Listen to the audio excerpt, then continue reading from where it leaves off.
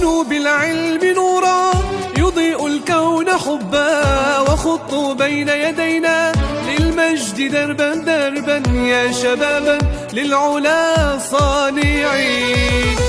قد آن أوان القمة شدوا عزما لمهمة وطوفوا في سماء لنجلو فيكم. Pasamos entonces ahora enseguida a nuestro tercer ponente, señor Hossein Waliashi, para que haga su intervención. Hasta el punto, ¿no?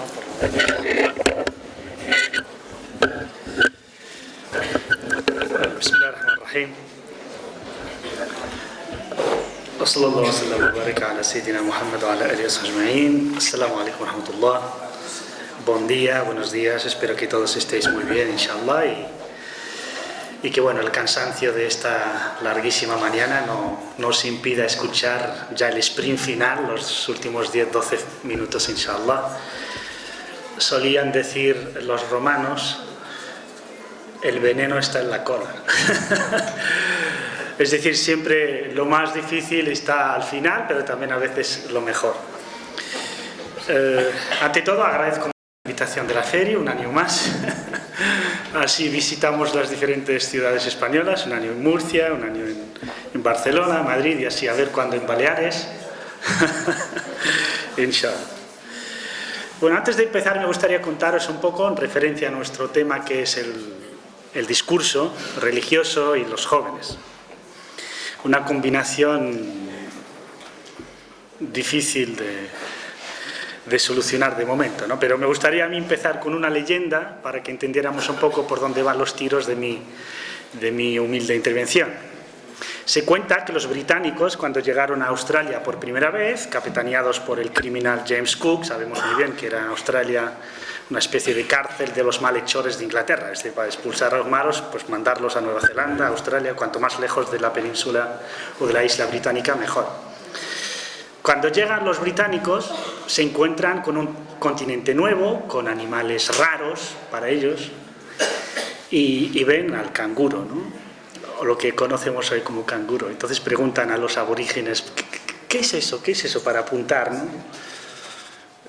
Le dice uno de los aborígenes, canguro. Y entonces dice, los aborígenes llaman a este animal de tales características canguro. Pero en realidad, canguro, dice la leyenda, significa no te entiendo. Sí. El británico habla, el aborigen dice no entiendo, y él pone canguro, pues es el canguro. Algo así nos pasa un poco o mucho a los musulmanes en este país y en este continente. Estamos aquí con unas mentalidades, con unas ideas preconcebidas, y creemos que estamos hablando con nuestros conciudadanos, que les estamos explicando las cosas y en realidad no les estamos entendiendo nada. Ni nos preocupamos por entenderles para luego hacer un discurso que realmente sea entendible, que sea inteligible. De ahí que ya no voy a hablar solo de las mezquitas, esta es una realidad absoluta de la comunidad musulmana, salvando alguna excepción, si es que la hay, pues siempre habrá alguna, no lo sé. Pero el discurso de las mezquitas, de las federaciones, de prácticamente todo lo que es una institución o asociación de tipo islámico, evidentemente algunas más que otras, pero en general realmente seguimos muy ensimismados, seguimos muy mirando mucho a nuestro propio ombligo y no miramos más allá. Y de ahí que nos hablamos y no hay eco, no hay feedback, no escuchamos, porque no escuchamos, hablamos, creemos que estamos hablando, pero es que nosotros mismos antes de hablar tenemos que escuchar y no escuchamos. De ahí que cuando siempre se habla de discurso se habla del emisor, del receptor, del mensaje, del tema, del contexto, del canal y del código. Tú vas a un Hatib de Jumu'ah y le dices, oye, cuando haces la khutbah, ¿con qué objetivo lo haces? ¿Para qué público te diriges? ¿Para qué buscas? Encuentras que nunca se hace estas preguntas. Nunca siquiera.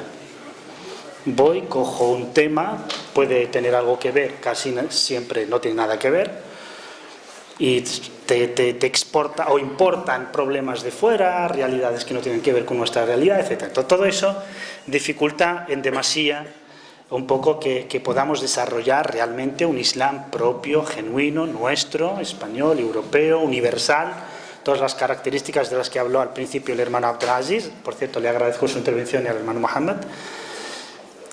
No están porque siquiera existe un pensamiento crítico, metodológico, que se basa realmente en el Corán y el Sunna. El Corán y el Sunna es lo que nos dice realmente que cuando el Islam no se practica en abstracto, el Islam se practica en una realidad concreta, hay que tratar con esa realidad. Y hasta el momento hay mucha mentalidad de gueto, mucha mentalidad de que es un discurso, el que parece consciente, que entiende de la islamofobia, que entiende de las problemáticas sociales, y lo hace en el sentido de, pues vamos a espabilar para adentro. Que los musulmanes se espabilen para adentro. Es decir, no con la mentalidad realmente de que los musulmanes y las musulmanas se empoderen, entiendan su din, entiendan su realidad y puedan desarrollar su Islam en la esfera social. Y eso es un verdadero problema que creo que tenemos que superar, como es evidente. Y aquí yo destacaría dos tipos de carencias a nivel de discurso de la comunidad musulmana y sobre todo los líderes religiosos y en particular los imanes, ¿no?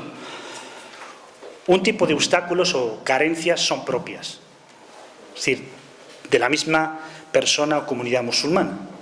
Y es que la visión tradicional que tenemos del Islam es una visión deformada. Partimos de una visión del Islam que nace en la decadencia y no nace en la época del profeta de los Khulafa Rashidun.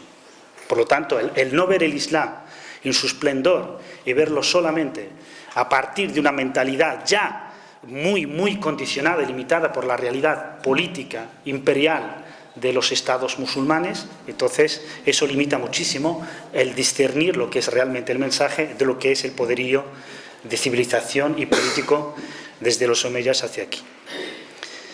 Lo que nos lleva inmediatamente a que haya conflictos fratricidas entre los propios musulmanes. Es decir, estamos hablando de que la sociedad acepte la diversidad y acepte a los musulmanes como un integrante más de la sociedad, pero dentro de la misma comunidad musulmana la fragmentación, la división es casi absoluta.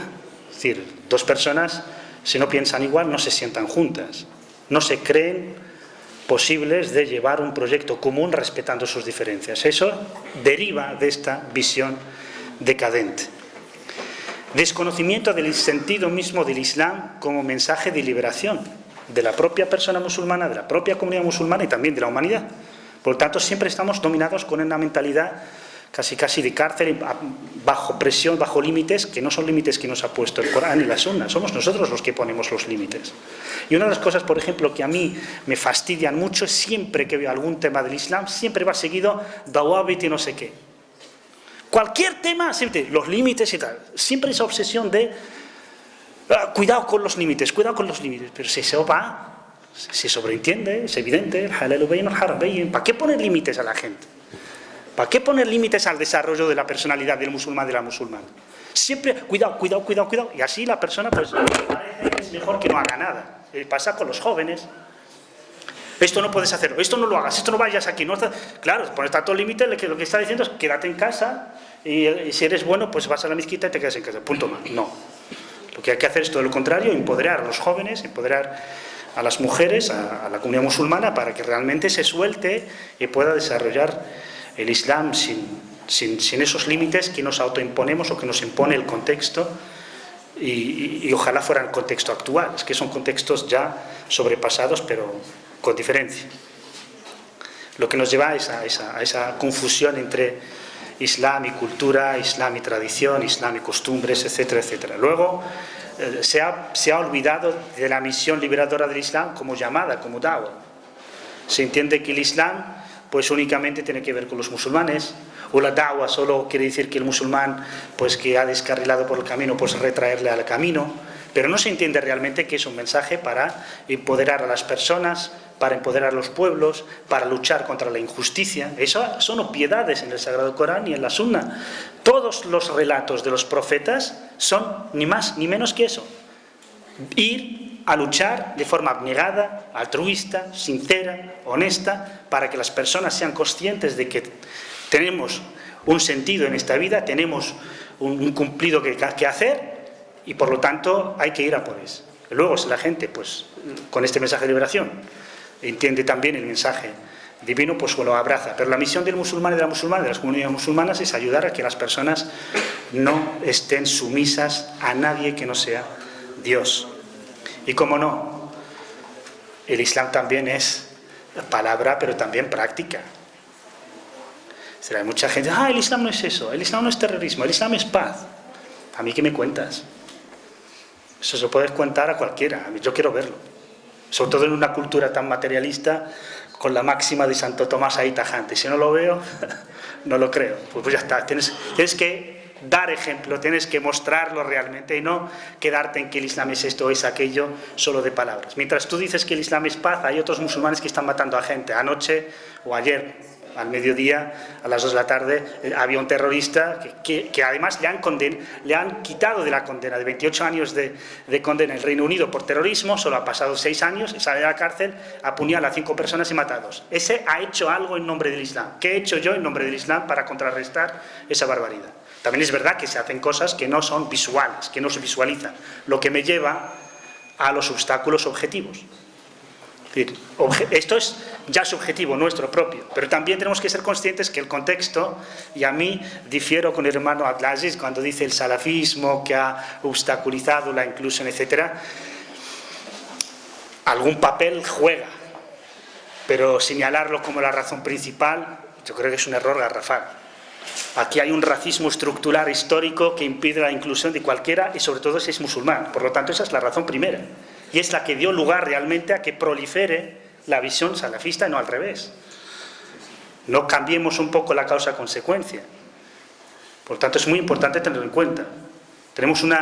Desconocemos la historia de nuestro contexto. Desconocemos que venimos desconocemos hasta las bases fundamentales de la civilización occidental, que es ahora la nuestra.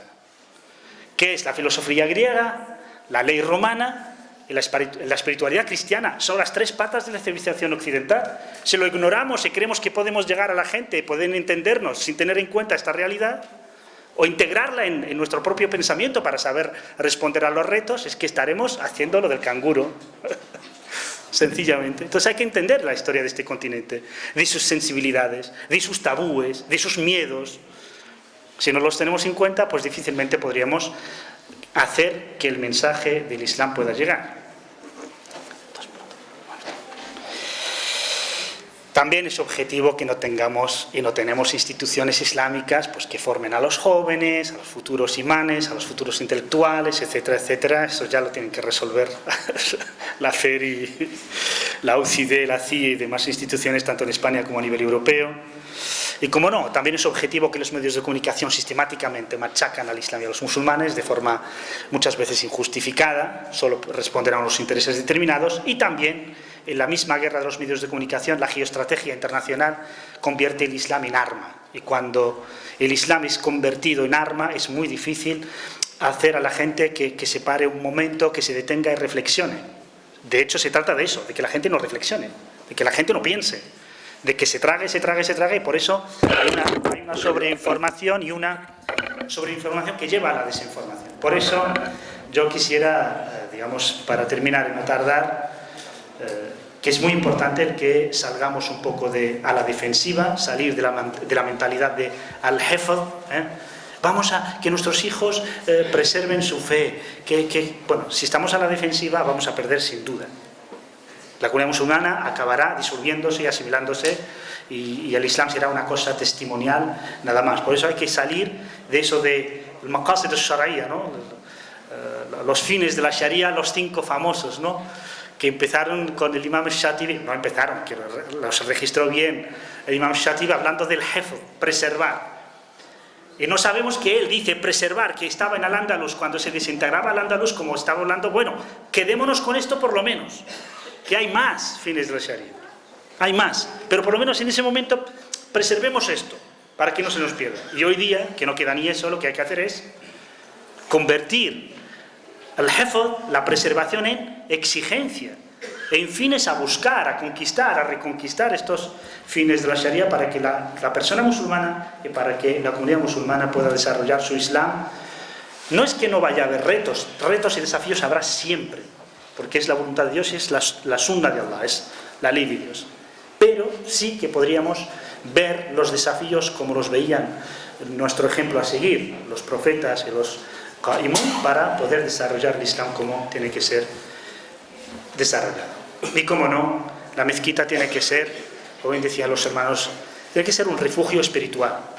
Las mezquitas tienen que ser el refugio de los jóvenes, de las mujeres, de la comunidad, porque el contexto es tan opresivamente materialista que la mezquita, si no cobra su rol principal de educación espiritual, de corrección de la visión y cosmovisión del musulmán e implicación de la misma mezquita en el entorno, no quiere decir convertir la mezquita y hacerle que asuma tantas tareas que es imposible, sino sencillamente que ese cuidado de la espiritualidad musulmana y cuidar de la cosmovisión de la comunidad y trabajar a nivel local puede ayudar a que los musulmanes y las musulmanas puedan integrarse de forma natural, sencilla, en su entorno, y así es realmente como puede llegar la palabra del Islam, más allá de lo que puedan decir los medios de comunicación.